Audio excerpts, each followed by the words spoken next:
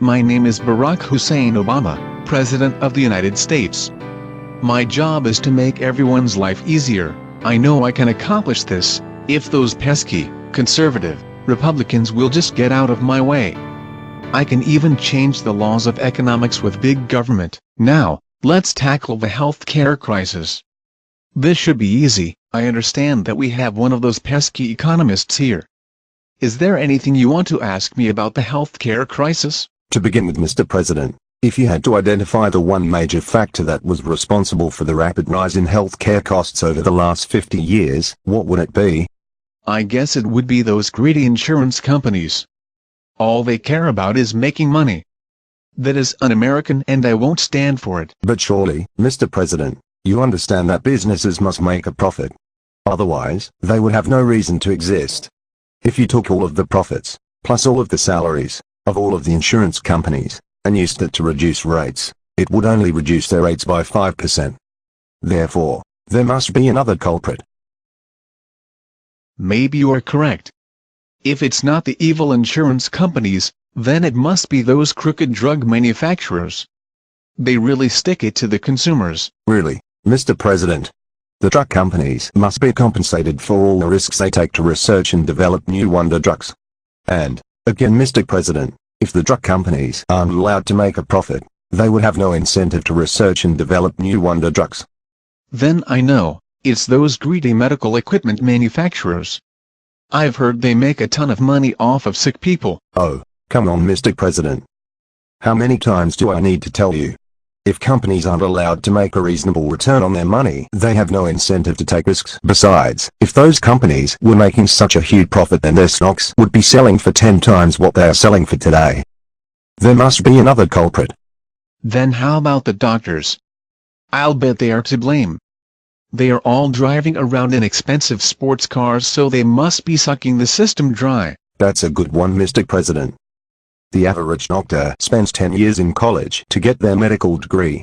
Then they spend 6 years in residency where they work 12 hours a day and barely make enough to live on.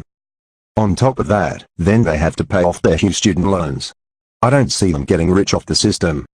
Besides, they work a lot more than you do, and they don't party all around the world at the taxpayer's expense. Now wait just a minute. You can't talk to the king, I mean the president, like that. Besides, I resemble that comment. Then how about the universities? I hear that they have been raising tuitions faster than the cost of health care. Do you suppose it could be their fault? It is true that the universities have dramatically raised their tuitions, but that was due, largely, to the fact that the federal government made student loans so easy to get. Then who else is left? If it's not the insurance companies, and it is not the drug companies, and it is not the medical equipment manufacturers, and it is not the doctors, and it is not the universities, then who else could be responsible? The only one left to blame is the government. Say it ain't so, Joe. Now you are catching on, Mr. President. The government may have good intentions, but they never consider the unintended consequences of their actions. Do you remember what President Reagan said? Government is not the solution. Government is the problem. Prior to 1965, healthcare costs in the United States were very reasonable. However, when the federal government began meddling with healthcare for seniors, through the passage of Medicare, everyone wanted a piece of the pie. The drug companies began developing a wider variety of expensive drugs, knowing the government was going to pay for them. Then the medical equipment manufacturers began making more expensive medical devices. Again, they knew Uncle Sam would pay for them. In anticipation of all the new business generated by Medicare, the hospitals began to exempt building new hospitals. After all, they knew they would be reimbursed by Medicare. The colleges and universities wanted their share of the pie too, so they started charging medical students 2 to 3 times as much as other students. So, when the doctors graduated with enormous college loans to pay off, they had to charge their patients more money. And many doctors, knowing that Uncle Sam would never check, padded their bills to Medicare patients. Finally, lawyers saw all of this new money flowing into the healthcare field, and they wanted their share. So, they began suing everyone. This drove the cost of malpractice insurance through the roof. So, it wasn't the government that caused the problem. It was the greedy people and companies who wanted their piece of the pie. You are missing the point, Mr. President.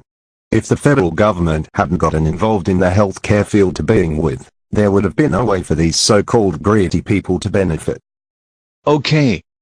I'll admit that if it weren't for the government, none of this would have happened. That's water under the bridge. We still need to address the soaring cost of healthcare. The government must do something. That's how we got into this mess to begin with. The government just had to do something to help seniors, so it passed Medicare. So, if you agree that the government caused this problem, what makes you think the government can fix it? Don't confuse me with facts. My mind's made up. You radical conservatives just need to get out of my way. I'll fix this myself. We care about people and all you conservatives want to do is push Granny off the cliff. Well, I'll not stand for it. You need to leave. I think you're right, Mr. President. Governor Cuomo said it. There is no place in this country for conservatives. It's time for us to secede from the Union. We'll form a new country founded on the Constitution as originally envisioned by the Founding Fathers. We'll restore the rights of the people in the states. We'll constitutionally limit the size of the government. Spending and the national debt will be limited to 10% of the gross domestic product. We'll have a flat tax of 15% with a $10,000 deduction for each taxpayer. There will be no other deductions and no tax credits, for individuals or for businesses. We'll virtually eliminate the IRS code. The government will no longer be able to take private property to protect endangered species. Then you bleeding heart liberals will be left to self-destruct. Fine. Go ahead and leave. See if I care. No one will miss you. Thank you, Mr. President. If you want more information on secession and what the new country will look like, go to secedenow.usa.com. This is the most comprehensive site on secession. It covers the right to secede, reasons for secession, and what the new government will look like. Please tell all your friends. We need to take action before the United States implodes.